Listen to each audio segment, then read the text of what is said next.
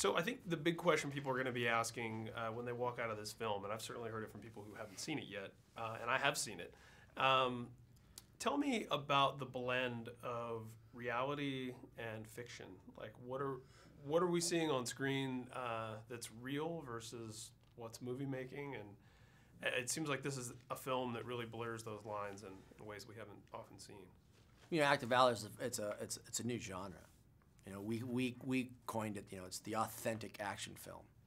So there's no CG, and I think our audience has been CG fatigued. Everything in this last decade has just been, you know, an actor on a green screen mostly. Yeah. And we feel like, you know, Mouse and I come as stuntman, ex-stunt guys, and we want to bring that genre back.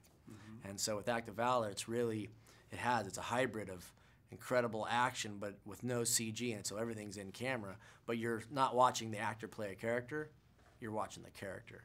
Yeah. First time, it's really never happened before. Yeah. Imagine trying to pitch this to Hollywood. They're like, "What are you talking about, man?" Yeah, it's interesting because I feel like as a fan of real action and real stunts for all of my life, I think CG works as an enhancement, but it's become such a replacement that now even when you're like, oh, look, the top of a building's coming right into the POV in the frame, it's a computer top of a building. You know what I think? I think that as great as the CG is, I think the audiences are really smart enough to know that it's fake. And with that comes no jeopardy. And so you know, well, anything can happen because it's CG, right? So they break the rules of physics in films, and we want to bring that back where no, the rules of physics apply. So there is those higher stakes in our film because you know if those live bullets hit somebody, they're going to kill someone. Yeah, talk to me about those higher stakes and that jeopardy because you and Mouse are putting yourselves in jeopardy, I think, more than the average filmmaker. Tell me about that. It's you know, coming from the old stunt world, it's like we'd love to be in that kind of environment, and there's nothing more kinetic than being on a real op with this Navy SEAL team.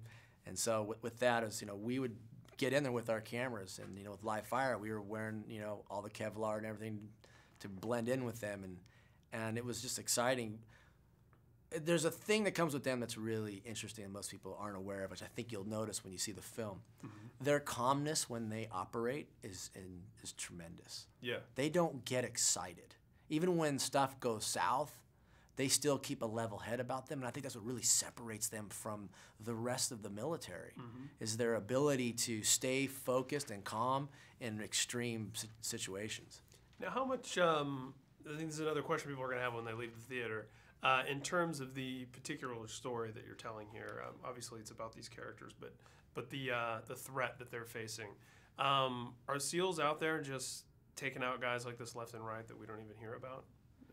Was that the impression you've gotten from spending time with these guys?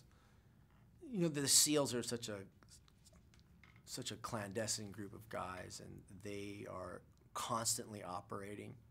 And the only thing that I could say basically is, you know, the Osama bin Laden takedown was just one of many. Yeah.